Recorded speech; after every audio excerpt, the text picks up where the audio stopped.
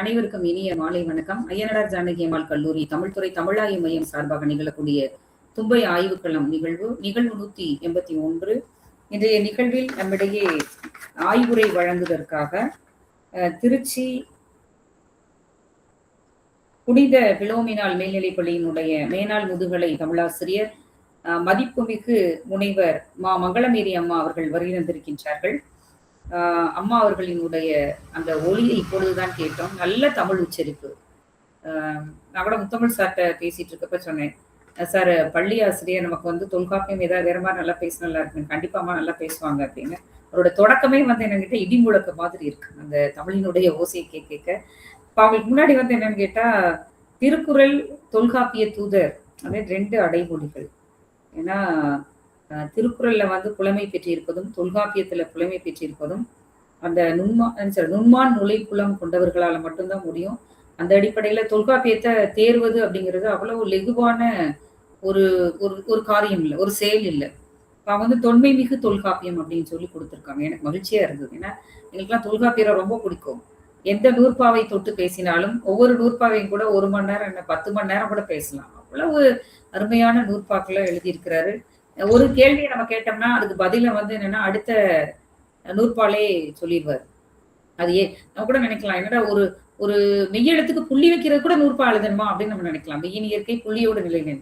அப்போ ஒரு சின்ன சின்ன நுட்பத்தை கூட எகர உகரத்து இயற்கை மற்ற அந்த காலத்துல எப்படி எகர உகர வடிவம் இருந்தது, உட்பேறு புள்ளி உர பாக்குள்ள புள்ளியிட்டு எழுதுனா அது மகரம், இப்படி நுட்பமான விஷயங்கள். அது எப்படி வந்து அப்ப அதை வச்சு ஒரு ஆய்வு கட்டுற மாதிரி கூட நம்ம கொண்டு வந்து எழுதலாம். இன்னைக்கு எப்படி எழுத்து வடிவங்கள் இருக்கு, அதை போய் கல்வெட்டில் நினைக்கிறது, எல்லாம் தொல்காப்பியத்தினுடைய எந்த நூற்பாவை தொட்டு பேசினாலும் அதற்குள்ள வந்து என்னன்னு கேட்டா இன்றைக்கு இருக்கக்கூடிய அந்த நீட்சி இருக்கு. எந்த ஊர் பேரை போய் பார்த்தாலும் அதுக்குள்ள ஒரு சாரியே இருக்கு. எல்லா பெயர்களையும் எடுத்து பார்த்தா இன்னைக்கு கூட எல்லாரோட பெயர் சொல்லுது, உயர்திணையா இருக்கட்டும், பெயரியல் முழுவதுமே எல்லா பெயர்களுக்கும் பொருந்தும். நம்ம வந்து என்கிட்ட வேக வேகமா போறோம் அப்படின்னா அதுக்கும் அப்ப எப்ப இலக்கணத்தை எப்படி நம்ம தவறா சொல்லிடுமா, இறந்த காலத்தை எதிர்காலத்தை அதுக்கும் இலக்கணம் இருக்கு. எல்லாத்துக்குமே உள்ள போய் உரையாசிரியர்களை போய் நின்று வாசித்தோம் அப்படின்னா அதுக்குள்ள சமூகம் இருக்கு, பண்பாட்டு நிகழ்வுகள் இருக்கு. இப்போ அதுக்குள்ள அந்த சமூகத்தினுடைய ஒட்டுமொத்த ஒரு வாழ்வியலும் எப்படி இருக்கு அப்படின்னு பாக்குறதுக்கான வழிமுறைகள் இருக்கு. அதனால அம்மா அவர்கள் ஏன்னா என்னென்ன மூத்தோர் பார்த்தோன்னே தெரியுது, ஒரு பணி நிறைவு பெற்ற ஒரு தமிழாசிரியர்.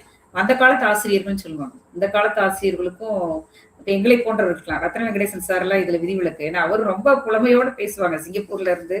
இப்ப அன்றைக்கு இருக்கக்கூடிய அந்த தமிழாசிரியர்கள் பேராசிரியர்கள் அறிவு அப்படிங்கிறது வந்து ரொம்ப வந்து ரொம்ப உழைப்பிற்குரியது, நுட்பமானது, இப்படி நிறைய வரிசைப்படுத்திக்கிட்டே போகலாம் அவங்களுடைய அறிவை. அந்த அடிப்படையில் அம்மா அவர்கள் இன்னைக்கு தொன்மை மிகு தொல்காப்பியம் அப்படிங்கிற தலைப்பை தேர்ந்து வருகை தந்திருக்கிறது மகிழ்ச்சி தருகிறது. அவர்களை வருக வருக என பெருமகிழ்வோடு வரவேற்கின்றோம். இந்த நிகழ்வினுடைய ஒருங்கிணைப்பாளர்களாக இருக்கக்கூடிய பேராசிரியர் முத்தமிழ் செல்வன், உதவி பேராசிரியர் முனைவர் தமிழரசன் ஆகியோரை வரவேற்கிறேன். சிங்கப்பூரில் இருந்து எப்பொழுதுமே ஐயனார் ஜானகி அம்மாள் கல்லூரியில் அது இணையவழி நிகழ்வாக இருந்தாலும் நேரடி நிகழ்வாக இருந்தாலும் நாங்களும் உங்களோடு இணைந்து செயலாற்றுவோம் என்ற மகிழ்ச்சியோடு வருகை தரக்கூடிய முனைவர் பேராசிரியர் ரத்ன வெங்கடேசன் ஐயா அவர்களை மகிழ்ச்சி நிறைத்து இந்த அவையிலே வரவேற்கின்றேன். இளங்கலை தமிழ்துறை தலைவர், பேராசிரியர்கள், இந்த இணையத்திலே குழுமி இருக்கக்கூடிய பல்வேறு நிறுவனங்களை சார்ந்த ஆய்வாளர்கள், பேராசிரியர்கள் அத்துணை பேரையும் மகிழ்ச்சி நிறைத்து வரவேற்கிறோம். நன்றி. வரவேற்புரை ஆற்றி சிறப்பித்த அம்மா அவர்களுக்கு நன்றி.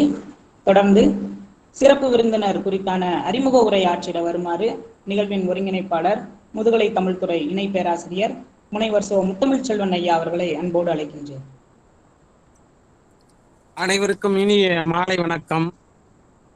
நம்முடைய கல்லூரியினுடைய தமிழ்துறை நிகழ்த்தும் செங்கல்வட்டத்தினுடைய தொடர்ச்சியான தும்பை ஆய்வுக்களம் 181 மிக இனிதே தொடங்குகிறது. இந்த நிகழ்விற்கு அனுமதி நல்கிய நம்முடைய கல்லூரியினுடைய தாளாளர் ஐயா அவர்களுக்கும், கல்லூரி சீரும் சிறப்பு நடாத்தி கொண்டிருக்கக்கூடிய எங்களுடைய முதல்வர் பெருந்தகை அவர்களுக்கும், அழகியதொரு முன்னுரையோடு மிக அற்புதமான வரவேற்புரை நல்கிய எங்களுடைய முதுகலை தமிழ்துறை தலைவர் அருண்மொழி அம்மா அவர்களுக்கும், இளநிலை தமிழ்துறை தலைவர் சந்திரகுமார் ஐயா அவர்களுக்கும் இந்த தருவாயில் இனிய நன்றியையும் வணக்கத்தையும் கூறி, எங்களுக்கு எப்போதுமே மிக நுட்பமாக கருத்துக்களை கூறி எங்களோடு பயணித்துக் கொண்டிருக்கக்கூடிய சிங்கப்பூரை சேர்ந்த ரத்ன வெங்கடேசன் ஐயா அவர்களுக்கும், உள்நாடு வாழ் வெளிநாடு வாழ் பேராசிரியர் பெருமக்களுக்கும் தமிழ் அறிஞர்களுக்கும் இனிய நன்றியையும் வணக்கத்தையும் கூறி, இன்றைக்கு யாரை பேசுவதற்கு அழைக்கலாம் என்று நினைக்கிற போது எங்கள் முன்னே தோன்றியவர் மங்களேஸ்வரி மாவட்டம். மிகச்சிறந்த ஆளுமை பெற்றவர். அருள்மொழிமா சொன்னது போல தமிழாசிரியரா இருக்கிறாங்களே அப்படின்னு கொஞ்சம் தயக்கம் இருக்கதான் முதல்ல செய்தது. ஏன்னா இதுல வரக்கூடிய அறிஞர்கள் எல்லாமே தமிழறிஞர்கள், பெரிய பெரிய நிறுவனங்களைச் சேர்ந்தவர்களாக இருப்பார்கள் என்று கொஞ்சம் முதலில் தயக்கம் இருந்தது. ஆனால் அப்புறம் இந்த நிகழ்வை உங்க அம்மா அவர்களை அழைத்த சந்திரசேனையாட்ட கேட்டேன். உடனே அவர் சொன்னார், கண்டிப்பாக உங்களுக்கு உங்களுடைய நிகழ்வுக்கு எந்தவித குறைபாடும் இருக்காது. அந்த அளவுக்கு மிகச் சிறப்பாக பல்வேறு கல்லூரிகளில் பேசக்கூடியவர்கள், குறிப்பாக நெதர்லாந்து தொலைக்காட்சியில் தொடர்ச்சியாக தன்னுடைய பங்களிப்பை செய்து கொண்டிருக்கக்கூடிய அம்மா அவர்கள் உங்களுக்கு நல்ல ஒரு சிறப்பான ஒரு கருத்தினை முன்மொழிவார் என்று கூறினார்கள். அந்த அடிப்படையில் அம்மா அவர்களை முதலில் கலையை வளர்ப்போம் என்ற ஒரு தலைப்பைத்தான் நமக்கு தேர்ந்தெடுத்து கொடுத்தார்கள். எங்களுடைய முதுகலை மாணவர்களுக்கும் 2ஆம் ஆண்டு மாணவர்களுக்கும் 1ஆம் ஆண்டு மாணவர்களுக்கும் ஒரே நேரத்தில் இந்த தடவை தொல்காப்பிய எழுத்ததிகாரம் அமைந்த காரணத்தினால் தொல்காப்பியத்தை பேசுங்கள் அம்மா என்று நாங்கள் கூறினோம்.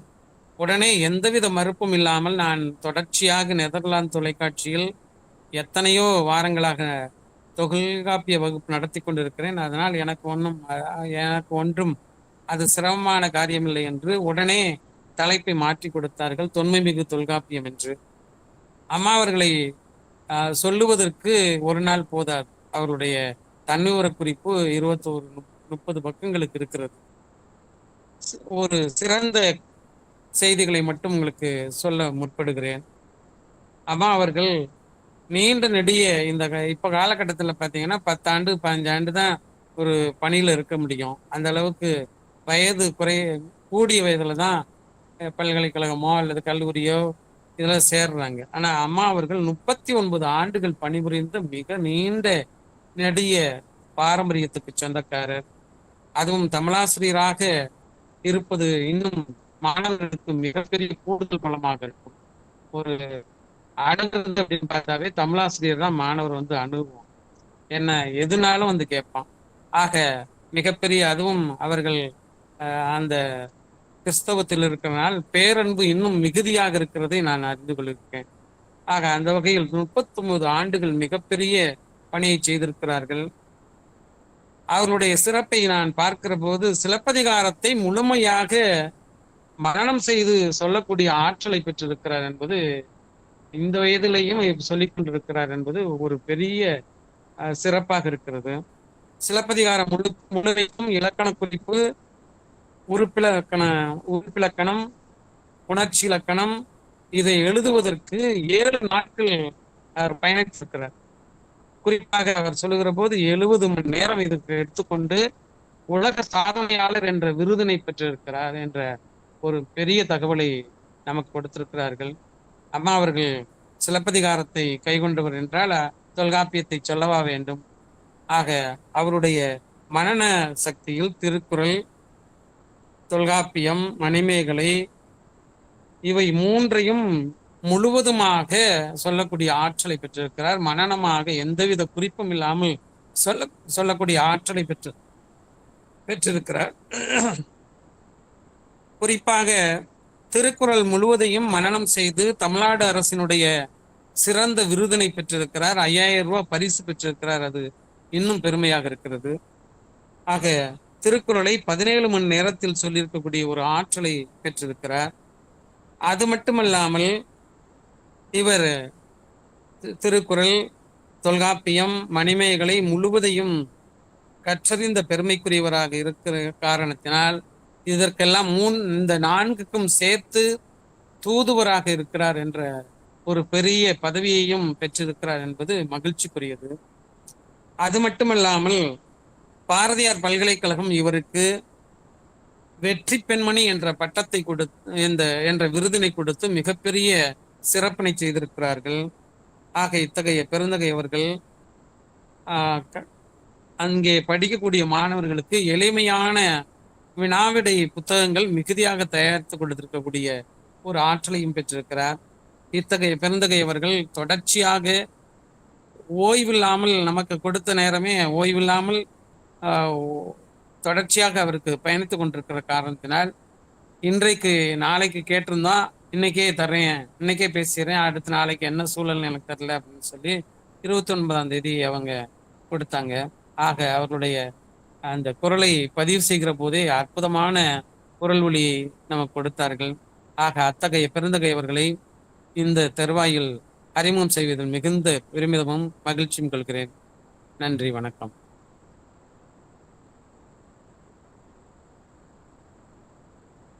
தமிழரசன் மியூட்ல இருக்கு. தமிழரசன் மியூட்ல இருக்கீங்க. சிறப்பு விருந்தினர் குறித்தான அறிமுக உரையாற்றி சிறப்பித்த ஐயா அவர்களுக்கு நன்றி.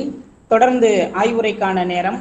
திருச்சி புனித பிலோமினாள் மேல்நிலைப் பள்ளியினுடைய மேனாள் முதுகலை தமிழாசிரியர், திருக்குறள் தொல்காப்பிய தூதர், மதிப்பொரு முனைவர் மா மங்களமேரி அம்மா அவர்களை தொன்மைமிகு தொல்காப்பியம் என்கின்ற தலைப்பில் ஆய்வுரை வழங்க வருமாறு அன்போடு அழைக்கின்றேன்.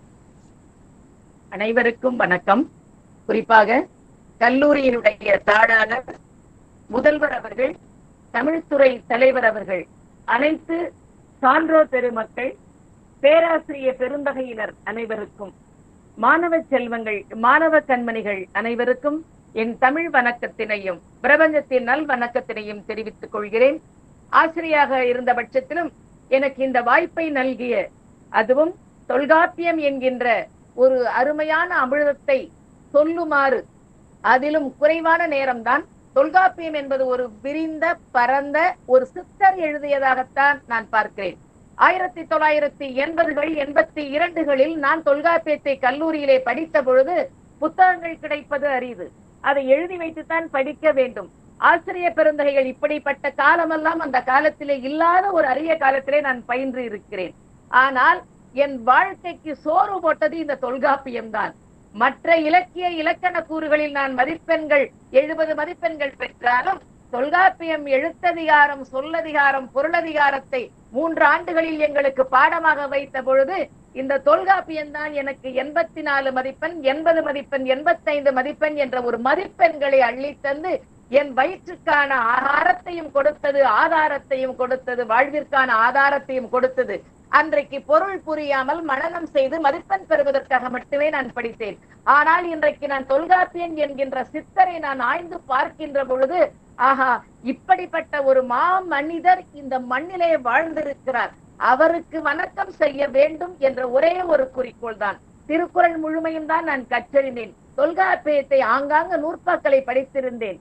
ஆனால் அண்மையிலே நடைபெற்ற திருக்குறள் முற்றோதல் நிகழ்ச்சியிலே எங்களுடைய திருச்சி மாவட்டத்தினுடைய மாவட்ட ஆட்சியாளருக்கு முன்பாக 400 குரட்பாக்கள் 20 நிமிடங்கள் கொடுத்தார்கள். அந்த 20 நிமிடத்திற்குள் 400 குரட்பாக்களை மனனமாக ஒப்புவித்து திருச்சி மாவட்டத்தில் முதல் பரிசாக 5000 நான் பெற்று வந்தேன் என்பது தமிழக அரசினுடைய பரிசாக பெற்று வந்தேன் என்ற மகிழ்ச்சி செய்தியும் கொடுத்து, இந்த திருக்குறள், இந்த தொல்காப்பியம் எல்லாம் தான் இன்றும் என்னை வாழ்வித்துக் கொண்டிருக்கிறது, ஏன் நம்மை வாழ்வித்துக் கொண்டிருக்கிறது என்று சொல்லி, தொல்காப்பியம் இவ்வளவு பெரிய பரந்த கடலை இந்த குறுகிய நேரத்தில் என்னால், நீங்கள் எல்லாம் கற்றிருந்தவர்கள் கல்லூரியிலே நாள்தோறும் திருக்குறளையோ தொல்காப்பியத்தையோ இலக்கண இலக்கிய கூறுகளையோ நிமிடத்திற்கு நிமிடம் நொடிக்கு நொடி எடுத்தாள்கிறீர்கள். நாங்கள் பள்ளியிலே ஆசிரியர் பெருந்தகைகள் எங்களுக்கு குறைந்தபட்சமாக இந்த இலக்கண கூறுகளுக்கான நிமிடம் என்பதும் குறைவு, மதிப்பெண்ணும் குறைவு. அதை எடுத்து சொல்லுகின்ற பொழுது மாணவர்கள் எடுத்துக்கொள்ளவே மாட்டார்கள். ஆனாலும் நான் அதனை தொடர்ந்து தொல்காப்பியத்தை எடுத்து சொல்ல இயலவில்லை, ஆனால் இலக்கண கூறுகளை எடுத்து சொல்லி இருக்கிறேன். எனவே நான் அறிந்து சுவைத்த தொல்காப்பியரை, நான் அறிந்து மகிழ்ந்த தொல்காப்பிய கூறுகளை மட்டும்தான் இந்த கொஞ்ச நேரத்திற்குள் என்னால் சொல்ல முடியும். மேலும் நீங்கள் என்றைக்காவது ஒரு வாய்ப்பினை அளிப்பீர்களே ஆனால் நான் அதிகமாக இதை சொல்கிறேன், நீங்கள் வாய்ப்பு கொடுக்கும் பட்சத்தில். எனவே நேரமாகும் பொழுது எனக்கு சில அறிவிப்புகளை சொல்லிவிடுங்கள், நேரமாகிறது என்று. ஏனென்றால் தொல்காப்பிய பெருந்தகையினுடைய பிறந்த ஊரையோ பிறந்த மண்ணையோ இன்று அவருடைய வாழ்க்கை குறிப்புக்குள் நான் நுழைவதில் எல்லோருமே அறிந்தது. ஆனால் இப்படிப்பட்ட தொல்காப்பியன் அவன் எழுதுகின்ற பொழுது அவருக்கு என்ன வயது இருக்கும்? 60 வயது இருக்குமா, இல்லை 50 வயது இருக்குமா? இந்த வயதிற்குள்ளாக அந்த காலகட்டத்திலே எந்த அறிவியல் தொழில்நுட்பமும் இல்லை, அறிவியல் வளர்ச்சியும் குறைந்த காலத்திலே செவி வழி கேட்டு முன்னோரு மொழி பொருளை கொண்டு ஒரு மனிதன் எழுத்ததிகாரத்தை ஒரு 3 கோணமாக நாம் அதனை பார்க்க வேண்டும் அன்பர்களே. எழுத்து என்பது இலக்கண கூறுகளையும் இலக்கிய கூறுகளையும் உள்ளடக்கியது. அதன் வாயிலாக பேச்சிற்கு வருகின்ற பொழுதுதான் நாம் சொல்லிற்கு வருகிறோம். ஆனால் வாழ்வியல் கூறுகளை இப்படித்தான் வாழ்ந்திருக்கிறான் மனிதன், வாழ வேண்டும் என்ற ஒரு நியதி கூறுபாடுகள் ஆகிய மூன்றையும் ஒட்டுமொத்தமாக ஒரு மனிதனால் கொடுக்க முடியும் என்று சொன்னால் அவன் சாதாரண மனிதனாக இருக்க முடியாது. இப்பொழுது எனக்கு 63 வயது, என்னால் கொடுக்க முடிகிறதா? படிக்கவும் முடியவில்லை, படித்ததை சொல்வதற்கும் இயலவில்லை. ஆனால் தொல்காப்பியத்தை எழுதுகின்ற பொழுது என்ன வயது இருக்கும்? அவன் கேட்டது எவ்வளவு இருக்கும்? அவன் அறிந்து கொண்டது எவ்வளவு இருக்கும்? அறிந்து கொண்டதை ஒன்று விடாமல் மனித சமுதாயத்திற்கு எடுத்துக் கொடுத்திருக்கிறார். இந்த மனித குலம் சிறப்படைய வேண்டும் என்ற அறிவியல் கூறுடன் எடுத்துக் கொடுத்திருக்கிறார் என்று சொன்னால் முதலிலே தொல்காப்பியன் சாதாரண மனிதனாக இருந்திருக்க இயலாது என்பதுதான் என்னுடைய நோக்கம். அதற்காகத்தான் இதனை நான் ஒத்துக்கொண்டேன், எடுத்தேன். ஏனென்றால் ஒரு சித்த நிலையில், அறிவு அகன்ற நிலையில், நுண்மா நுழைபுலம் நுழைந்த நுழையில் மட்டும்தான் எடுக்க முடியும். நிறைய உதாரணங்களை பார்க்கலாம். நான் எழுத்துக்கு ஒன்றும் சொல்லுக்கு ஒன்றும் பொருளுக்கு ஒன்றுமாக சொல்லி நிறைவு செய்ய விரும்புகிறேன். அதற்கு முன்னால் எனக்கு மிகவும் பிடித்த ஒரே ஒரு நூற்பா தான். நான் கீரை இன்னைக்கு காலையில செஞ்சேன். கீரையை மட்டும் பாரதிதாசன் சொல்லுவான் பாருங்க, கீரையை கடைந்து வைப்பால் பல்லில்லா உதட்டால் மிக அப்படியே வரிசையாக எப்படி பக்குவப்படுத்தி சமைத்து வைக்கின்ற காரியத்தை எல்லாம் பின்னால் அவர் சொல்லி செல்வார். ஆனால் பாரதிதாசன் கீரையை சொல்லுகின்ற பொழுது அவள் கடைந்து வைப்பால் கீரையை மட்டும்தாங்க ஆயுதல். இந்த ஆயுதல் என்ற சொல்லை இன்றைக்கு அறிவியல் தொழில்நுட்பமாக நாம் எடுத்துக்கொண்டால் கூட இதற்கு விதை விதைத்தவன் யார் என்றால் தொல்காப்பியர். உள்ளதன் நுணுக்கம் என்று சொல்வான். ஆயுதல் என்பது உள்ளதன் நுணுக்கம். இது கீரைக்கும் பொருந்தும், என் அறிவுக்கும் பொருந்தும், இன்றைக்கு சொல்லுகின்ற செயற்கை நுண்ணறிவுக்கும் பொருந்தும். இதுதான் இந்த சிறப்பு. நீ சமைக்கதா இருந்தாலும் எதுவாக இருந்தாலும் கீரையை மட்டும்தானே ஆய்ந்து ஆய்ந்து அத மத்த மாதிரி சொல்ல மாட்டேன். கறியை நறுக்கிற காய வெற்றுமோ, கீரையை மட்டும்தான் ஆயுதல் என்று சொல்கிறோம்.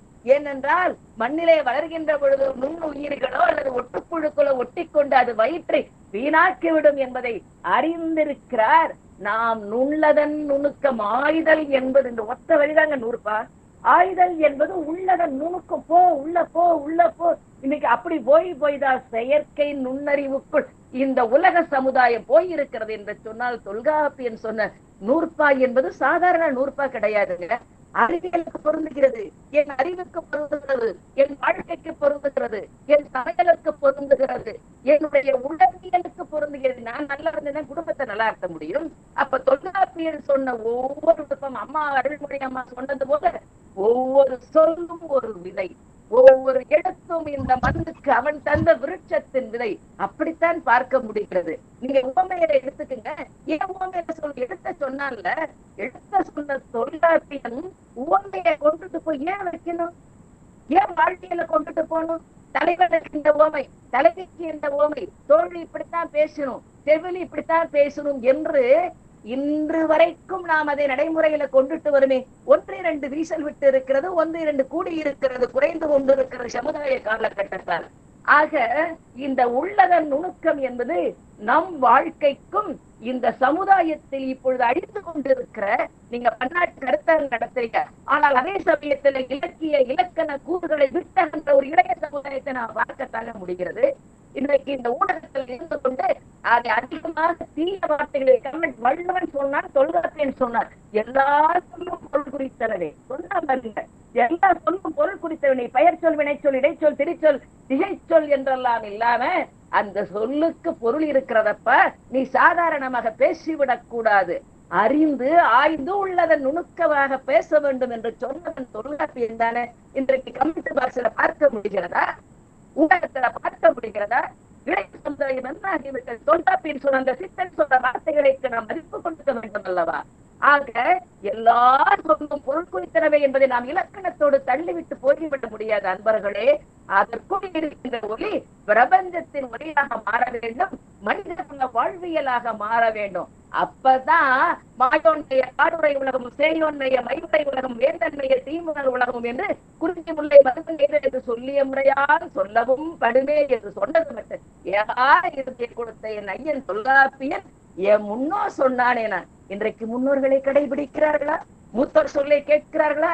எத்தனை இடங்கள் மொழிப என்மனார் புலவர் என்ப என்று சொல்லி அந்த இளம் வயதில் இன்றைக்கு கேட்பதற்கு தயங்குகின்ற சமுதாய கூடத்தில் தொல்காப்பியன் தன்னுடைய இள வயதில இவ்வளோ பெரிய ஒரு காப்பியத்தை படைத்துக் கொண்டு என் முன்னோரை வணங்குகிறேன், என் முன்னோரை ஏற்றுக்கொள்கிறேன், அவன் கருத்தின் அடிப்படையில் ஏற்றுக்கொள்ற ஒரு சில தவறுகள் ஏற்பட்டா கூட பரவாயில்ல என்று ஒரு நிகழ்ச்சி தன்மை கொண்டுட்டு போறாங்க.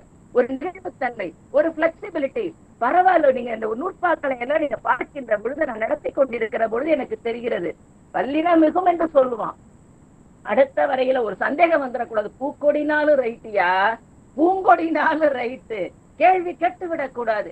கேள்வி கேட்டு விட்டால் அதற்கு விடை இருக்க வேண்டிய நெஞ்சார்ந்த எண்ணம் இருக்க வேண்டும் என்றல்லவா. மெல்லினும் மிகினும் பரவாயில்லப்பா, இந்த தன்மை யாருக்கு இருக்குங்க? வல்லின மிகுதல் என்பது இயல்பு. பூக்குட்டல் கொடி என்று சொன்னால் பூக்கொடி என்று சொல்லுதல் சரியா வல்லினம் இருந்து வந்திருக்கிறது. ஆனால் பூந்தொட்டின்னு சொல்றாடே, பூஞ்சாடின்னு சொல்றாடே, பூச்செடி என்று வல்லின மிகுதலை சொன்னவன் பூஞ்செடி என்று சொல்லிவிட்டால் இது தமிழகம், தமிழ் உள்ள வரைக்கும் ஒரு சந்தேகம் வந்துவிடக் கூடாது. 2000 ஆண்டுகளுக்கு முன்னால் ஒரு மனிதனுக்கு தோன்றி மெல்லினும் மிகினும் தவறில்லை, வல்லினம் வர வேண்டும் என்ற அந்த நெகிழ்வு தன்மை, இதுதாங்க இன்றைக்கு வேண்டும் நமக்கெல்லாம். இது எழுத்துக்கு மட்டுமல்ல, என் குடும்ப வாழ்க்கைக்கும், என் சொந்த பந்தங்களை அரவணைத்துக் கொள்வதற்கும், என் நண்பர்களை ஏற்றுக்கொள்வதற்குமாக சாத்தியக்கூறுகளை எங்க வச்சிருக்கான்னு சொன்னா, ஒவ்வொரு நூற்பாவிலும் வைத்திருக்கிறான் தொல்காப்பியர். மானமல்ல என்ற ஒரு வார்த்தை, மானமில்லை என்பது கிடையாது, தவறில்லை, குற்றமில்லை. வச்சுக்கோ, எந்த தவறு வந்தாலும் ஒரு எழுத்து வருகிறதா பரவாயில்லை, கால சூழ்நிலைக்கு. இப்ப உட்பெருப்புள்ளி உருவாகுமே, அம்மா சொன்னாங்க, அந்த எழுத்து சீர்திருத்தம்னா பின்னாடி தேம்பாவணியார் அவரு வராரு, வீரமாமுனிவர் வெளிநாட்டுல இத்தாலியில இருந்து வராரு, இங்க இருக்கிறத கற்றுவிட்டு எழுத்து சீர்திருத்தம் செய்ய வருகிறார் என்று சொன்னா அவருக்கும் நீ இடம் கொடு. எங்க வச்சுட்டாரு? எந்த கடிச்சொல் கிழவி காலத்து படினே, எல்லாத்துக்கும் தெரியுது. கடிச்சொல் கிழவி காலத்து படினே எந்த இடத்தில் வந்தாலும் அடுத்த தலைமுறைக்கு திரும்பி பெரியார் எழுத்து சீர்திருத்தத்தை கொண்டு வந்தார், அதற்கும் இடம் கொடு. இனிமேல் ஒரு இளைய தலைமுறையானது இந்த எழுத்துகளிலோ சொல்லிலோ பொருளிலோ, பொருள்ல வாழ்க்கையில மாற்றம் ஏற்பட்டக்கூடாது, வாழ்வியல் கூறுகளில் மாற்றம் ஏற்பட்டக்கூடாது, அறத்தோடு ரிற்றல் என்ற வார்த்தையை மறந்து விடக்கூடாது என்று அப்படியே எழுத்தையும் சொல்லையும் பொருளையும் ரசித்து ரசித்து தந்தவன் தாங்க நம்முடைய தொல்காப்பியர். அதான் நம்ம சொல்ல வேண்டாம், அறத்தோடு நிற்றல். இப்ப எழுத்த சொல்லிக் கொண்டு இருக்கிற பொழுது எனக்கு எங்க நினைவுக்கு வருகிறது? அறம் என்று சொல்ல வள்ளுவன் சொல்லுவாங்க, அறத்தான் வருவதே இன்பம் மற்றெல்லாம் புறத்த புகழுமழை என்று சொன்ன ஐயன் வள்ளுவனுக்கு முன்னோடியாக அவனுடைய காலத்தினனாக யார் இருந்திருப்பாள் நமக்கு தெரியாது. நாம் இலக்கிய ஆய்வுகளைத்தான் பார்க்கிறோம். ஆனால் இந்த அறத்தோடு நிற்கல், காதல் அறத்தோடு நிற்கணுங்க. காதல் பாக்கிய பாட்டு, Julie I love you, Julie I love you, ஆங்கிலத்துல பாடின பாட்டு, பாரதி இவருடைய பாட்டு, பாக்கியராஜி பாட்டு நம்ம பாடுறோம். ஒரு காலகட்டத்துல இந்த பாட்டு எங்க காலத்துல ரொம்ப ஃபேமஸா இருந்துச்சு. ஆனால் இந்த லவ் யூ, காதல் இல்லை என்று எப்படி சொல்லிவிட முடியும்? உடனே நாம் தொல்காப்பியத்துக்கு சென்றால், தலைவி அறத்தோடு நிற்க வேண்டும், தலைவன் அறத்தோடு நிற்க வேண்டும். தோழி உவமையை சொல்லும் பொழுது இவ்வளவு தப்பா உவமை சொல்லும், தான் அறிந்த வரையில் உவமையை சொல்லும். தோழி சொல்கின்ற பொழுது தனக்கு அவ்வளவுதான். அதாவது பெண் சமுதாயத்தினுடைய கூறுபாடுகளை வெளியில போயிட்டு வேற மாதிரி வந்தா நான் பொறுப்பில்லை என்பதை இன்றைக்கு சொல்லுகிற அந்த சமுதாயத்திற்கு முதலிலே சொன்னவன் மகடு. எல்லாரும் சொல்லுவாங்க, பெண்களை வழக்க மகடோடு இல்லை, முன்னீர் வழக்க மகடோடு இல்லை. ஆனால் அந்த சமுதாய கூறுகளை நாம் ஆராய்ந்து ஏன் சொல்லி இருக்கிறான் தொல்காப்பியர்? தோழி உவமை சொல்ல வேண்டும். தோழிக்கும் தலைவிக்கு என்ன வயசு இருக்கும்? 2 பேருமே சமய வயதினை உடையவர்களாக இருந்திருப்பாங்க. இல்லை என்று சொன்னா 2-3 வயது கூடியிருப்பார்கள். ஆக இந்த செவிலித்தாயை பார்த்திருப்பான், நற்றாயை பார்த்திருப்பான், பாங்கன் பார்கி தோழன் அனைவரையும் பார்த்து பார்த்து இவர்கள் இப்படித்தான் உவமை சொல்ல வேண்டும் என்ற ஒரு சமுதாய நிலைப்பாட்டை கொண்டு வந்து நிலை நிறுத்தி நம்ம அந்த கண்ணோட்டத்துல தான் பார்க்கணும். நான் அப்படித்தான் பார்க்கிறேன். எழுத்தாக இருந்தாலும், சொல்லாக இருந்தாலும், பொருளாக இருந்தாலும் தொல்காப்பியனுடைய நூற்பா ஒவ்வொன்றும் வரையறுத்து சொல்வது. நீங்க ஆங்கிலத்துல ஷேக்ஸ்பியருடைய நாவலை படிச்சு பாருங்க, ஷேக்ஸ்பியருடைய நாடகம் உள்ளவ எடுத்து பாருங்க, அங்க சொல்லாகி இருக்கும், மோனலாகி இருக்கும். ஆனால் இதற்கெல்லாம் முன்னோடியாக இருந்ததும் நம்முடைய ஐயன் தொல்காப்பியன். நிறைய அழுகை இவர்களுக்கு அச்சம் பெரிதும். நீங்க ஷேக்ஸ்பியர் நாடகம் எழுதினாருங்க, நாடகத்தை நடித்து காட்டினார். ஆனால் இந்த நாடகத்தினுடைய மெய்ப்பாட்டுக்கு இலக்கண வகுப்பு உலகத்தில் எந்த மொழியிலையும் அதற்கு இலக்கண வகுப்பு இல்லை. நாடகத்திற்கு இலக்கண வகுத்திருப்பார்கள். ஆனால் நாடகத்தை நடிப்பதற்குரிய தனி மனிதனுடைய ஒழுக்கத்தோடு சேர்ந்து அவருடைய உடம்பில ஏற்படுகிற மெய்ப்பாடுகள், நகை அழுகைனா ஒவ்வொன்றுக்கு 4 நாள், எல்லா இளமை பேதமை, உருகன் தருகன், யார் யார் தருகன், எப்ப உனக்கு புகழ் வரணும், எப்ப உனக்கு பெருமை வரணும், எப்போ இழிவர்களோடு நீ நடிக்க வேண்டும், எப்படி நகையோடு நடிக்க வேண்டும் என்று ஒவ்வொரு தனி மனிதனுடைய ஒவ்வொரு விரல் அசைவுக்கும் உவமை சொன்னவர், விரல் ஐசைவுக்கு மெய்ப்பாடு சொன்னவன் உலகத்திலேயே நம்முடைய தொல்காப்பியன் ஒருவன் தான். நீங்க பிரெஞ்சு மொழியில எடுத்துக்கோங்க, இல்ல ஜெர்மன்ல எடுங்க, எல்லாவித நாடகங்கள் இருக்கும். நாடகத்தினுடைய கதாபாத்திரங்கள் இன்றளவும் பேசப்படும். ஹாரி பாட்டர் கூட நீங்க எடுத்துக்கோங்க, இல்லை இப்பொழுது புகழ்பெற்ற திரைப்பட பாடலை போல் சிறப்பாக பாடலை பாடுகிற ஆல்பம் சாங்ஸ் எடுத்துக்குங்க, மேலை நாட்டு ஆல்பம் சாங்ஸ கூட எடுங்கள். ஆனால் தொல்காப்பியன் நீ இப்படிதான் இருக்கணும், ஆசிரியரோடு மாணவர். உவமை இளம்புறனர் எழுதுறாரு பாருங்க, பேராசிரியர் எழுதுவார், ஆசிரியரோடு மாணவர் வந்தார். நூற்பாவை சொல்லிவிட்டு போவது பெருசில்ல, அந்த நூற்பா இந்த சமுதாயத்திற்கு என்ன சொல்கிறது, எப்படி வாழ வேண்டும் என்று சொல்கிறது. ஆசிரியரோடு மாணவர் வந்தார்னு சொல்லு. இன்னைக்கு சொல்றாங்களா, டே டீச்சர் போதுரியா, மாணவனோட ஆசிரியர் வந்தார் என்று சொல்வதே தவறு என்று தொல்காப்பியம் இருக்கிறது. வெறும் மெய்ப்பாட்டியலை மட்டும் சொல்லல, மெய்ப்பாட்டியலோடு சேர்ந்து வாழ்வியல் கூறுபாடுகளை அப்படியே ஆங்காங்கு ஒவ்வொரு நூற்பாவிலும் எடுத்தாள்பவன் தான் தொல்காப்பியன். அதற்கு உரையாசிரியர்கள் கூட இருந்து தொல்காப்பியன் வாழ்ந்த காலம் வேற, உரையாசிரியர் வாழ்ந்த இதுதான் தமிழருடைய சிறப்பு. விட்டு கொடுக்காத ஏற்றுக்கொள்கிற தன்மை இருக்கிறது பாருங்க. இது எல்லாம் இருந்தது. உவமைகளை சொல்லுகின்ற பொழுது, உதாரணத்தை எடுக்கின்ற பொழுது, தன்னுடைய ஆசிரியர் தொல்காப்பியனை சற்றும் விட்டு கொடுக்காமல் இங்கே உரையாசிரியர்கள் உரை எழுதுகிறார்கள். இந்த ரெண்டு மனப்பான்மை, இது குரு மாணவனுடைய மனப்பான்மை. தன்னுடைய ஆசிரியனாக என்னை பொறுத்தவரையில் நூற்பாவுக்கு விளக்கம் சொல்வதை விட அந்த விளக்கத்தை ஆய்விற்குள் உட்படுத்திக்க பொழுது ஒவ்வொரு நூற்பாவும் ஒடுமரக்கிழவி உயிர் மயங்கியில சொல்லிட்டு போவாரு. ஒடு மரக்கிழவி அதுக்கு விளக்கம் சொல்லுவார். முதல் நமக்கு ஒடுன்ற ஒரு மரம் இருக்கான்றதே இன்னைக்கு ஒரு சந்தேகம். அப்ப நாம் உடனே பாக்குற ஒடு என்றால் என்ன மரம், ஒடு என்று சொன்ன உடனே என்னோட ஆசிரியர், உடனே வேற்றுமை உருவு ஞாபகத்துக்கு வருது, ஒடு ஓடு ஞாபகத்துக்கு வருகிறது, நன்னூலர் ஞாபகத்துக்கு வருவாரு. இதையெல்லாம் தொல்காப்பியன் அன்றைக்கு உணர்ந்து கொண்டு, நான் ஒடு என்று சொன்னால் அது மரக்கிழவி, மரத்தின் அது பெயர், இது மரம் இல்லாமல் வேறு சொல்லையும் குறிக்கின்ற பொழுது அதற்கு என்ன பெயர் என்றெல்லாம் எப்படிதாப்பா அந்த 50 வயசுல, ஒருவேளை 50 வயசுல எழுதியிருந்தார். அப்ப ஒடு மரக்கிழவிக்கு ஒரு இலக்கணம் சொல்லுகின்றவர் உயிர் மயங்கியல. அடுத்தது பாத்தீங்கன்னா இங்க அப்படியே பருந்து பார்வை, இதுதான் ஆய்வு. பருந்து பார்வை முன்னாடி போவாரு. உடுமரக்கிழவி உதிமரம் ஏற்றே, உடனே உதினா உடனே ஒருத்தனுக்கு என்ன உதிய மரம் உத்தரத்துக்கு கூட ஆகாது. ஓஹோ, அப்ப உதிமரம் என்பது இது எதனோடு பொருந்தும், ஒதிமறைக்கு உடனே என்ன செய்ய, இகரை இறுதி அகரை இற்றே. இப்படி ஒன்றுடன் ஒன்று தொடர்பு படுத்தி எப்படி முடியுங்க? நம்ம போல நோட்டு புத்தகம் இருந்துச்சா, இல்ல பேனா பென்சில் இருந்துச்சா, இல்ல டைப் பண்றதுக்கு என்ன இருந்திருக்கும்? ஓலைச்சுவடையை வைத்துக் கொண்டு நான் உயிர் மயங்கியலுக்கு நூற்பா சொல்றப்ப என்னால சொல்லதிகாரத்தை தொடுகிறார் ஒரு மனிதர் என்று சொன்னா எப்படி முடியும்? உதாரணத்துக்கு ஒண்ணு சொல்ற பாருங்க, உயிர் மயங்கல சுட்டு முதல் இறுதி இயல்பாகமை என்று சொல்லிட்டு அடுத்த நூற்பால பாத்தீங்கன்னா சுட்டு முதல் இறுதி உருவியல் நிலையும். இந்த நூற்பா எங்க வருது? உயிர் மயங்கியல்ல வருது. அப்ப உருவியல் எங்க வருது? முன்னாடி வருது. ஒரே ஒரு உதாரணம் தான், நிறைய சொல்லிட்டு போலாம், நேரமின்மையினால ஒண்ணு சொல்ற, சுட்டு முதல் இறுதி உருவியல் நிலையும் அப்படிங்கிறார். உடனே நம்ம என்னத்தை பெறற்றோம்? உருவியல். இப்ப கூகுள்னா நம்ம தொல்காப்பியர் தான். எது கிடைச்சாலும் உடனே நம்ம கூகுள் அங்க இங்க கூகுளை புரட்டுவது மாதிரி உருவியல்ல பெறற்றோம். அங்க என்ன இருக்கிறது? சுட்டு முதல் முகரம் அன்னோடு சிகரம். ஒண்ணு இல்ல, அதன் கோடு, அதன் கிளை, அது கூட்டல் அன் கூட்டல் கிளை, அவ்வளவுதான். இந்த அன்சாரியை வருது பாருங்க, இந்த சந்தேகம் கூட வந்து விடக்கூடாது என்பதை நினைத்த தொல்காப்பியன் அது கூட்டல் அன் கூட்டல் கூடு, இந்த அன் என்பது எப்படி வந்தது என்ற ஒரு சந்தேகம் நீ உயிர்மயங்கியல்ல கேட்டுடக் கூடாது இல்லையா? அதுக்கு விளக்கம் சொல்ல வருகிறவன் பருந்து பார்வையாக முன்னோக்கி செல்கிறான். பருந்து பார்வையில அங்க பார்த்துட்டு உடனே நம்ம புரட்ட வேண்டியதா இருக்கு, அப்படியே விட்டுட்டு நவுந்துட முடியாது. சுட்டு முதல் உகரம் அன்னோடு சிவனும் என்று அந்த இடத்துல அப்படியே வருது. அப்ப இப்படியாக எழுத்தை சொல்கின்றவன் அது எல்லாத்தையும் விட சிறப்பு 9ங்க. எல்லாரும் நீங்க எல்லாம் வகுப்புல நடத்திருப்பீங்க, உங்களுக்கு தெரியாது இல்லடா, பள்ளி ஆசிரியர் தான். 1 10 1 2 3 4 5 6 7 8 9 எங்க வர வேண்டியது? பின்னாடி வர வேண்டியது 10 20 30 40 50 60 70 80 90 9. ஆனால் இங்க எப்படி வந்தது? கால வெள்ளட்டம். இங்க ஒன்பான் என்றுதானே வந்திருக்க வேண்டும், ஒன்பான் என்றுதானே தொல்காப்பியர் குறிப்பிட்டு இருக்கிறார். 90 என்று இங்கே வர வேண்டும். 90 என்பது 100 200 300 400 500 600 700 800 90.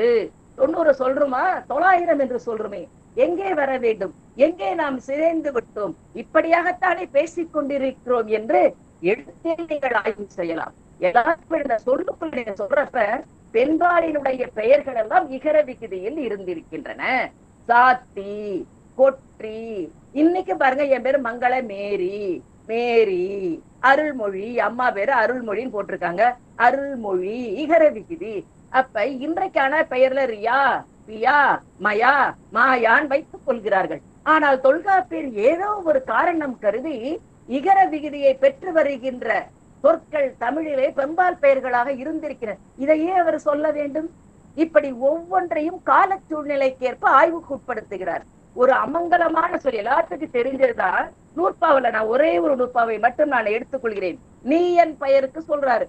நீ என் பெயரும் இடக்கர் பெயரும் சொல்லணும்ன்ற அவசியம் இல்லை. தொல்காப்பியர் வயதுல இன்னைக்கு சிந்து நண்டெல்லாம் கெட்ட வார்த்தை சொல்லிட்டு தெரியும். சிந்து நண்டெல்லாம் அநாகரிகமாக வார்த்தையை பயன்படுத்தும் பொழுது தொல்காப்பியன் என்கின்ற மாபெரும் பெருந்தகை மிக அழகாக நீ எம் பெயரும் இடக்கற்பெயரும் பகரவி உரையாசிரியர் எழுதுறப்ப பகரவி பி என்கிற வார்த்தை கிராமப்புறங்களிலே சொல்லப்படுகிற வார்த்தை, மலம் என்பதை குறிக்கிற வார்த்தை. ஆனால் தொல்காப்பியன் அந்த வார்த்தையை சொல்லிவிடக் கூடாது என்பதில் ஒரு அநாகரிகமாக, அதாவது நகையுள்ளும் இன்னார் நிகழ்ச்சி பகையுள்ளும் பண்புல பாடறிவார் மட்டும் சொல்லியில திருக்குறளால் சொல்வார். நகையுள்ளும் இன்னார் நிகழ்ச்சி நகையாக பேசினால் கூட தவறான சொல்லை சொல்லிவிடாது. ஏன்னா நீ சொன்ன சொல்லுதான் உனக்கு விலை.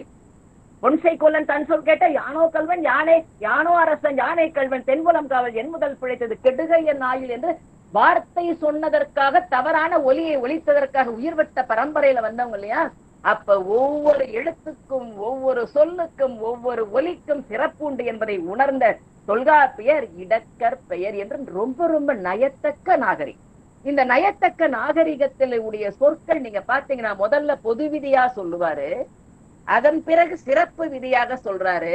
சிறப்பு விதிக்கு அடுத்ததாக சிறப்பு விதியிலையும் சில சொற்களை எடுத்துக்கிறாரு. அந்த சொற்கள் அவர் காலத்தில் சமுதாயத்தில் இருந்த சொற்கள். அந்த இப்ப உதாரணம் வந்து எருவும் செருவும் அம்மோடு சிவனி எது சொல்லி இருக்கிறது, செரு என்ற சொல் இருக்கிறதா? செருக்களம் என்பது போர்க்களம் என்று சொல்றோம், செருக்களம் என்பது வயற்களம் என்று சொல்றோம், எரு என்ற சொல் இருக்கிறது. ஆனால் இன்றைக்கு நவீன யுகத்தில் வாழ்ந்து கொண்டிருக்கிற சிறு குழந்தைகளுக்கு இந்த சொல்ல நம்ம பயன்படுத்துறோமா? இப்ப கல்லூரியில பயன்படுத்துற பேராசிரியர் பெருந்தையில் பயன்படுத்துறீங்க. அப்ப இந்த வார்த்தைகள் எல்லாம் இருக்க வேண்டும் இருக்க வேண்டும் என்பதுல தொல்காப்பியன் மிகவும் ஆசைப்படுகிறார்.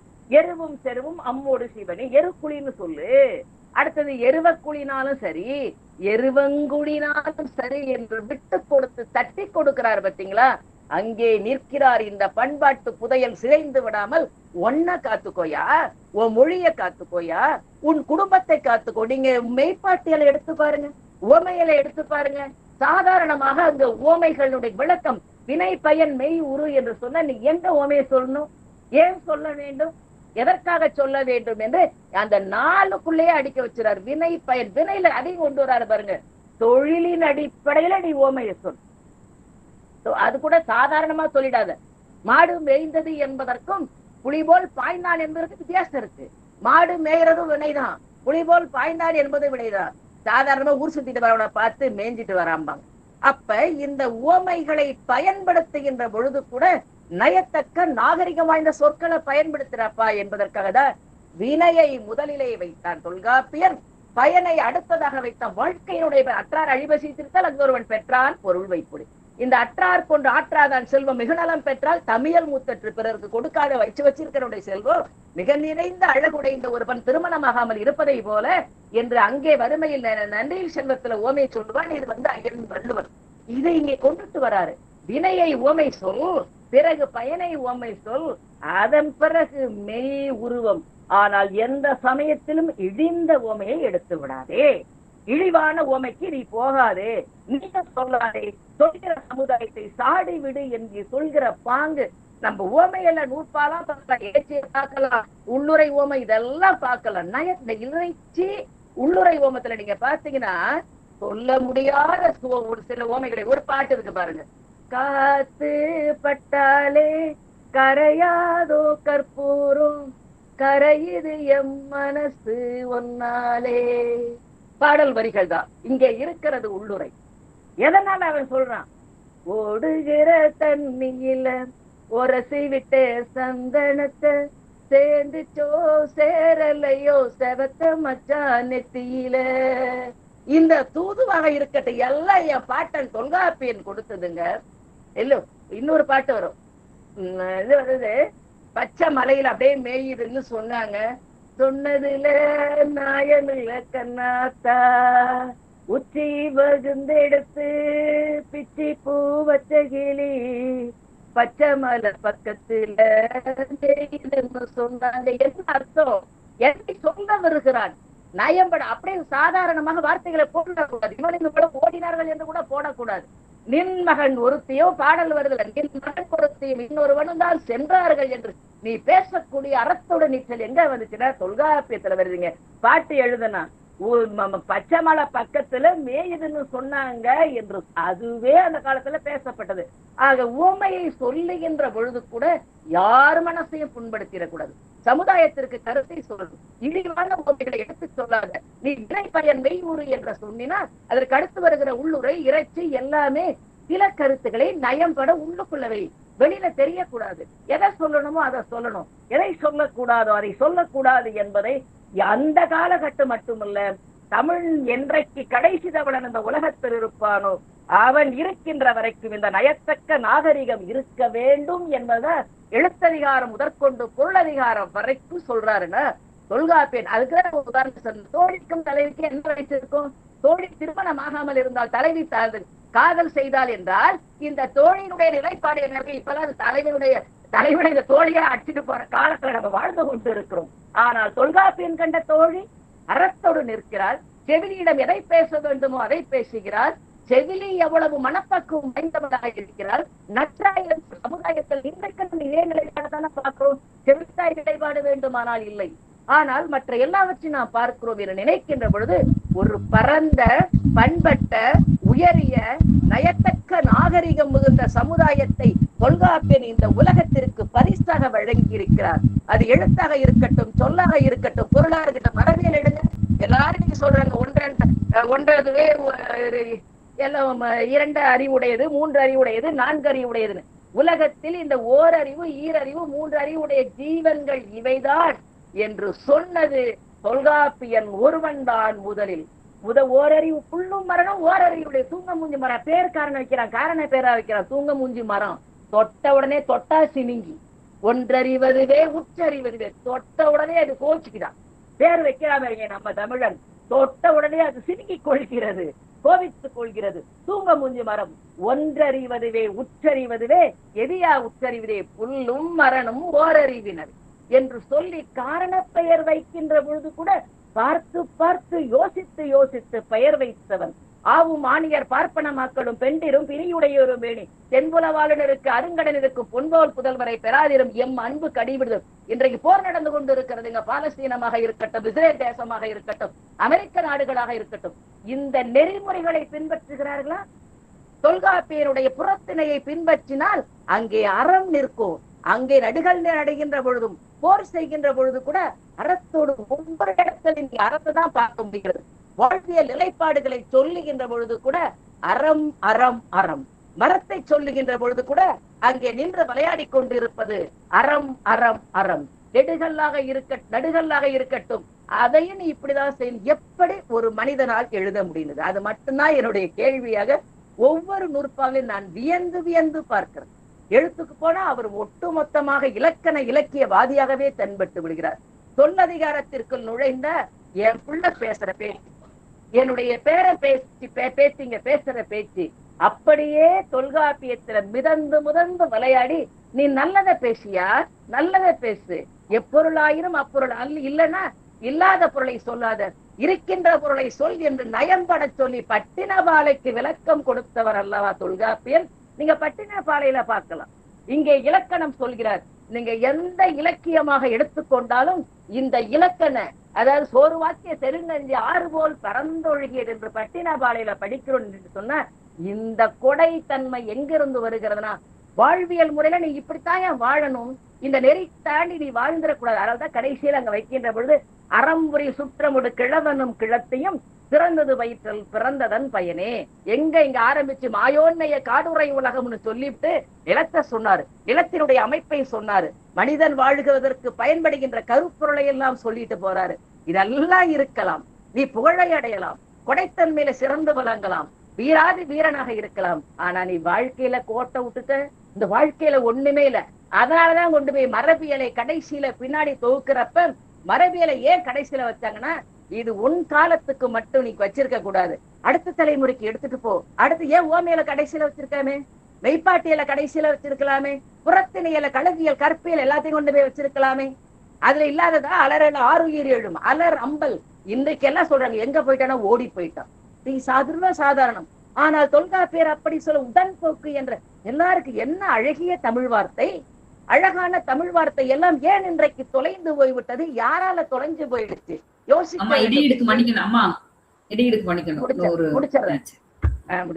இப்படியாக பார்க்கின்ற பொழுது தொல்காப்பியம் எழுத்ததிகாரமாக இருக்கட்டும், அது எழுத்திற்கு இலக்கணம் கூறினாலும் சமுதாயம் தனி மனித வாழ்க்கைக்கு இலக்கணம் கூறுகிறது. சொல்லதிகாரமாக இருந்தாலும் அது மனிதன் பேசுவதற்கான இயற்சொல் திரிச்சொல் திசைச்சொல் வடச்சொல்லுக்கு மட்டுமல்ல. இந்த சொல்லை இப்படி பேசினால் நீ வாழ்வாய், சமுதாயம் வாழும் என்பதற்கான கூறுபாடு. நீ பொருளியலில் இதுதான் வாழ்க்கை, உலகத்திற்கே இதான் வாழ்க்கை. இந்த வாழ்க்கையில் ஒழுக்கம் மாறக்கூடாது, அறம் மாறக்கூடாது, அறம் பிறழக்கூடாது, அறத்தின்படித்தான் வாழ வேண்டும் என்று மரபியலை பின்னால் வைத்து இந்த மரபியலின் கூறுகளை அடுத்த தலைமுறைக்கு எடுத்து செல்கின்ற கடப்பாடு உடையவர்களாக மாற வேண்டும் என்பதை தொல்காப்பியரும் சரி உரையாசிரியரும் சரி அதை வைப்பு முறையிலே வைத்திருக்கிறார்கள். அதை தான் நீங்கள் செய்து கொண்டு இருக்கிறீர்கள். இந்த கூறுபாடுகளை எல்லாம் எடுத்து சொல் பொருளாகிய கூறுபாடுகளை எல்லாம் அடுத்த தலைமுறைக்கு எடுத்து சொல்கின்ற உயரிய கடப்பாடை செய்து கொண்டிருக்கின்ற உங்களுக்கு எனக்கு உங்கள் முன்னால் என்னுடைய கருத்தை பேச வாய்ப்பளித்தமைக்கு நன்றி பாராட்டுகிறேன். மரபியல் கருத்துக்களை தொல்காப்பியத்தை உலகம் முழுவதும் எடுத்துச் செல்வோம், அடுத்த தலைமுறைக்கு எடுத்து சொல்கின்ற சக்திகளாக விளங்குகின்ற உங்கள் அனைவருக்கும் எனக்கு வாய்ப்பளித்தமைக்கு நன்றி பாராட்டி விடைபெறுகிறேன். நன்றி, வணக்கம். நன்றி அம்மா. நல்லதொரு ஆய்வுரை வழங்கி சிறப்பித்த அம்மா அவர்களுக்கு நன்றி. தொடர்ந்து கலந்துரையாடலுக்கான நேரம். அம்மாவின் ஆய்வுரை குறித்தான ஏதேனும் ஐயங்கள் வினாக்கள் இருந்தால் கலந்துரையாடி சிறப்பிக்கலாம்.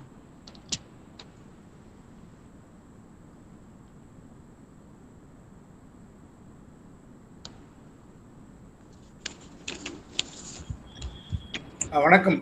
மிக அருமையானதொரு உரை. உண்மையிலேயே தொல்காப்பியத்தை முழு தொல்காப்பியத்தையும் அரை மணி நேரத்தில் தந்திருக்கிறீர்கள். அதுதான் மிக சிறந்த ஒரு பாராட்டும்படியான செய்தி. தொல்காப்பியம் இல்லாமல் நீங்க எழுதி படித்த அந்த படிப்பு இன்று உங்கள் மனதிலிருந்து ஆற்றுப்பெருக்காய் கொட்டி கொண்டிருப்பதை சுவைக்க முடிந்தது. உண்மையிலேயே பாராட்டுக்கள்.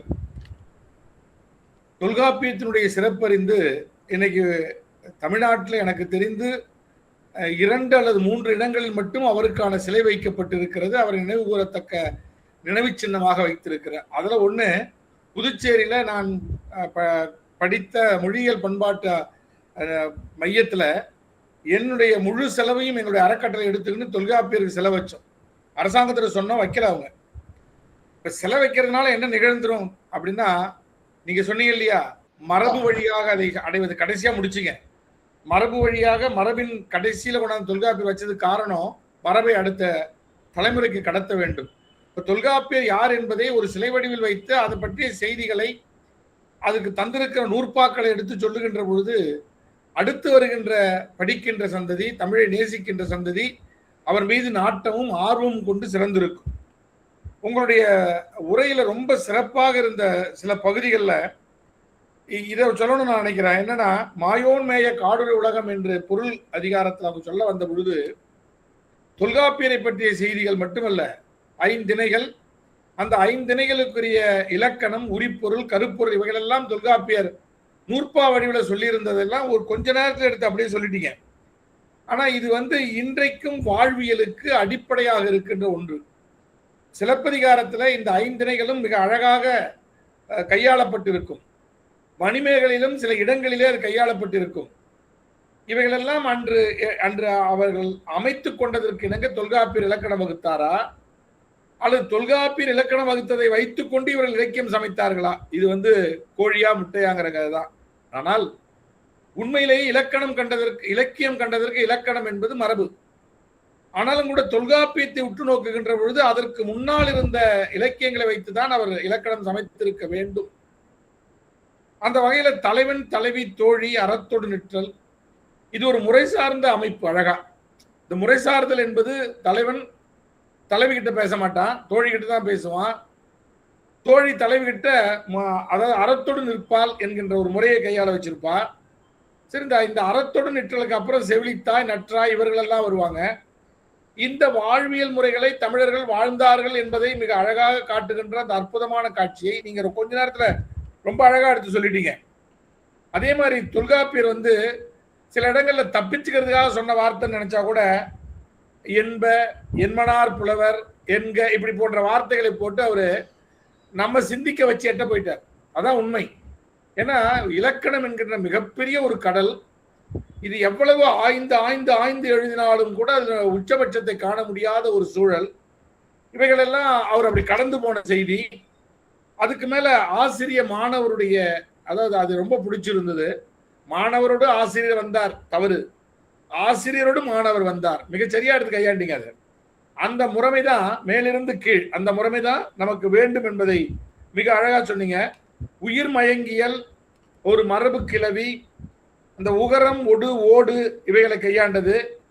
இந்த உயிர் மயங்கியல்ல வருகின்ற அந்த ஒடு ஓடும் உருபு மயங்கியல்ல வருகின்ற செய்திகளை ரொம்ப அழகா சொன்னீங்க. தொல்காப்பியம் ஒரு கூகுள், அதுகிட்ட என்ன கேட்டாலும் கொண்டாந்து போடும். உண்மைதான். இலக்கணம் வேண்டி இலக்கணத்துக்கு விளக்கம் வேண்டி விளக்கத்திற்கு தேடுகின்ற தேடுபொறி கூகுள். அந்த கூகுள் எதுனா தொல்காப்பியம். ரொம்ப அழகா சொன்னீங்க. 80 என்பது 90 என்பதும், 80க்கு அப்புறம் 90, 90க்கு அப்புறம் 900, 900 அந்த அந்த எண் கணிதத்தை அவர் கொண்டு வந்த முறைமை, இவைகள்லாம் நயத்தக்க நாகரிகம் என்கின்ற வார்த்தைகளால் சொல்லி முடித்தது. எருக்குழி, எருவங்குழி என்கின்ற அந்த விளக்கம், உண்மையிலேயே நீங்க அந்த அரை மணி நேரத்தில் இவ்வளவு செய்திகளை சொல்ல முடியுமா என்று வியந்து பார்த்து தான் உங்ககிட்ட செய்தி சொல்லிட்டு இருக்கிறேன். தொல்காப்பியம் என்கின்ற மிகப்பெரிய கடலை, கம்பன் சொல்லுவான் இல்லையா, பூனை ஆசைப்பட்டு நக்கு புக்குபு அப்படின்னு சொல்லுவான். கடலை போய் அப்படியே குடிக்க நினைச்சுதான். கம்பன் ராமகாதை என்கின்ற கடலை குடிக்க நினைச்ச பூனை மாதிரி கம்பன் நான் எழுதுறேன் அப்படின்னு சொன்ன மாதிரி இங்க தொல்காப்பியம் என்ற கடலை நீங்க ஒரு அரை மணி நேரத்தில் கொடுக்க முயற்சி பண்ணது பாராட்டுக்குரியது. இல்ல, கேள்விகள் கேட்பதற்கு இடமில்லாத அளவிற்கு நீங்கள் விளக்கத்தையும் விளக்கத்தோடு கூடிய நூற்பாக்களையும் நூற்பாக்களுக்கு இயந்த வேறு பல ஊமைகளையும் எடுத்து சொல்லி நீங்க முடிச்சதுனால உண்மையிலேயே மிகச்சிறந்த ஒரு தொல்காப்பிய உரை கேட்ட மகிழ்வோடு வாழ்த்துகிறேன். பாராட்டுகள். தொடர்ந்து நடத்தி கொண்டிருக்கின்ற ஐயனாடார் ஜானகி அம்மாள் கல்லூரி, அதனுடைய தமிழ் பேராசிரியர் பெருமக்கள், குறிப்பாக அருள்மொழி அம்மா, முத்தமிழ் செல்வன் என்று அந்த பேராசிரியர் பெரும்பட்டாளம் அங்கே இருக்கிறார்கள். அவர்கள் எல்லாம் இயைந்து நடத்தி கொண்டிருக்கின்ற இந்த நிகழ்வு, இது மாதம் ஒரு நிகழ்வு என்றாலும் ஆய்வுக்களமாக அமைக்கப்பட்டிருப்பது பாராட்டுக்குரியது. நல்ல ஒரு சிறந்த ஒரு ஆய்வு சம்பந்தப்பட்ட ஆய்வோடு கூடிய உரையை கேட்ட மகிழ்வோடு நன்றி பாராட்டி இடம் சேர்கின்றேன். நன்றி, வணக்கம். நன்றி ஐயா.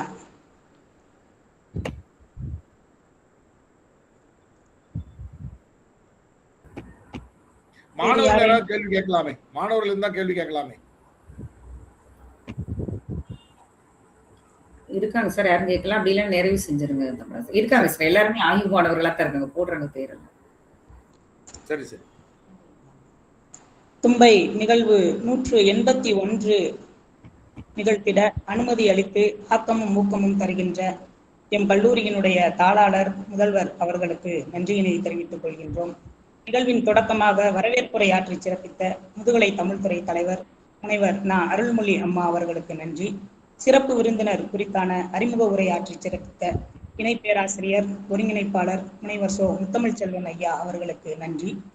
தொல்காப்பியம் எடுத்துரைக்கக்கூடிய ஒழுக்க வாழ்வியல் குறித்தான சிந்தனைகள், தொல்காப்பியத்தினுடைய பெருமை, அறம், திணைசார் கருத்துக்கள், மெய்ப்பாட்டு சிந்தனைகள், எண்ணியல், பெயர் குறித்த, உயிரியல் குறித்த, தொல்காப்பியரினுடைய புலமை குறித்து மடை திறந்த வெள்ளமாய் தொன்மை மிகு தொல்காப்பியம் என்கின்ற தலைப்பிலே திருச்சி புனித பிலோமினாள் மேல்நிலைப் பள்ளியினுடைய மேனாள் முதுகலை தமிழாசிரியர், திருக்குறள் தொல்காப்பிய தூதர், மதிப்பூர் முனைவர் மங்களமேரி அம்மா அவர்கள் நல்லதொரு ஆய்வுரை வழங்கி சிறப்பித்தார். அன்னார் அவர்களுக்கு நன்றியினை தெரிவித்துக் கொள்கின்றோம். நிகழ்விலே கலந்துரையாடி சிறப்பித்த சிங்கப்பூரை சார்ந்த முனைவர் ரத்தின வெங்கடேசன் ஐயா அவர்களுக்கும், உள்நாடு வெளிநாடு வாழ் தமிழ் ஆர்வலர்கள், இளநிலை தமிழ் துறை தலைவர், பேராசிரியர்கள், முனைவர் பட்ட ஆய்வாளர்கள், இளங்கலை முதுகலை மாணவர்கள் என நிகழ்வில் இணைந்திருக்கின்ற அத்தனை பேருக்கும் நன்றியினை தெரிவித்துக் கொள்கின்றோம். மாறுபட்ட சிந்தனையினுடைய செயல் வடிவம்தான் நல்லதொரு ஆய்வு. மீண்டும் நல்லதொரு ஆய்வுரையோடு தும்பை நிகழ்வு 182 சந்திக்கலாம். நன்றி, வணக்கம்.